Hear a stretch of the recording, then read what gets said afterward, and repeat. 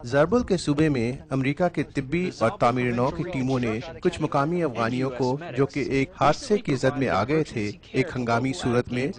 سوجے کے علاقے میں مدد فراہم کی۔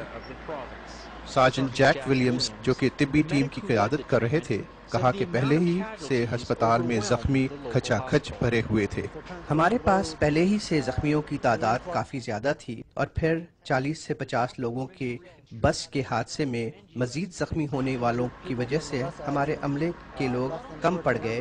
اور اگر ہم افغانیوں کے ساتھ اس کام میں شامل ہوتے ہیں اور ان کا ہاتھ بٹا دیتے ہیں تو میرے خیال میں ہم اسی طریقے سے افغانیوں کے دل و دماغ جیت سکتے ہیں۔ ٹیم کا یہ خیال ہے کہ امریکیوں کو جن افغانیوں نے اور ان کے ضرورت مند بھائیوں کی مدد کرتے دیکھا ہے تو وہ اس بات کو جلد بھلا نہیں پائیں گے۔ کارپورل اے جے لوگو، زربل پروونس، افغانستان۔